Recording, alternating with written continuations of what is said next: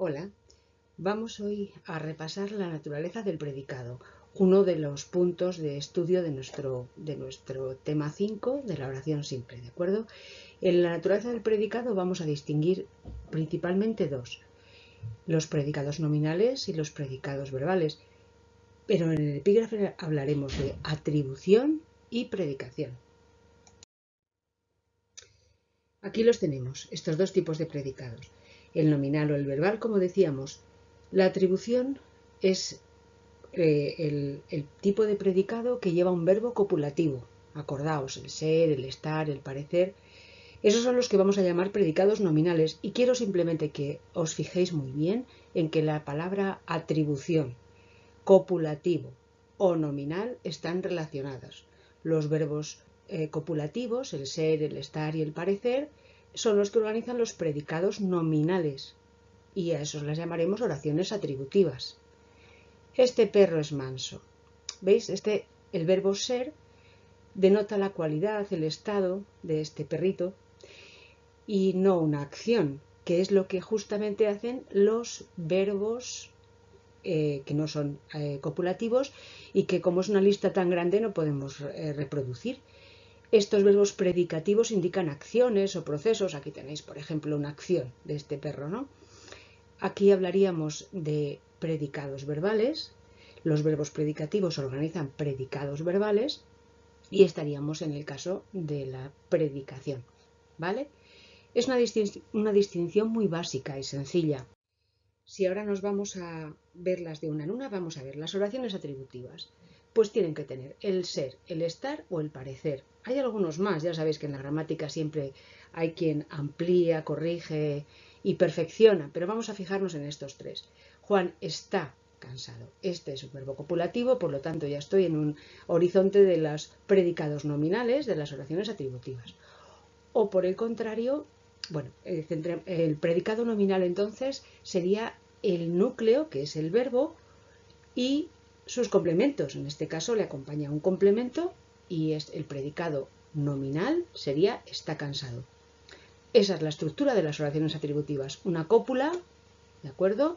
Y un atributo, que será el complemento por exclusividad para este tipo de oraciones, ¿vale? Podrían llevar otros, podrían llevar también complementos indirectos o circunstanciales. Por supuesto, también hay quien dice que no, pero sobre los indirectos.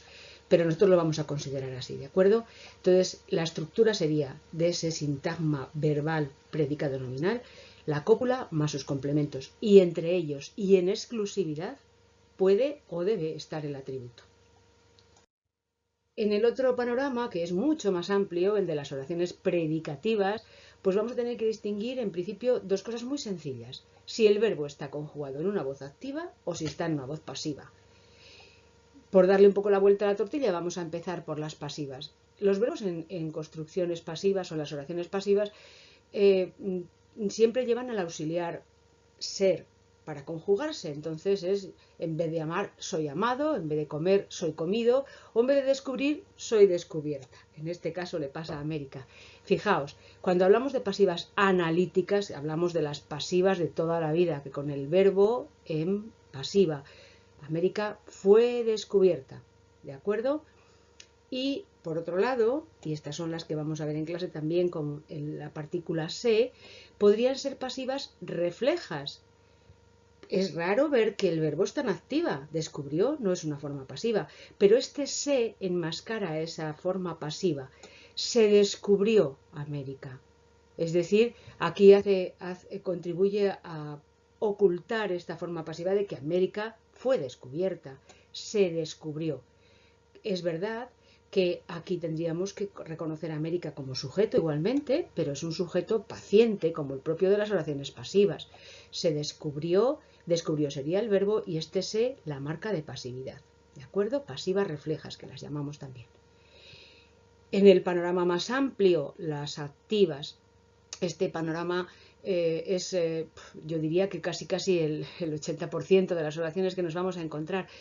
Verbos en forma activa y además oraciones que no son predicativas, que no son nominales, que no llevan las cópulas y todo ese tipo de verbos que son una gama amplísima en el castellano, originan oraciones de dos tipos, o transitivas o intransitivas, en función de que ese verbo necesite el complemento directo o lo exija, o no lo necesite ni lo exija, ni está, ni se le espera, ¿de acuerdo?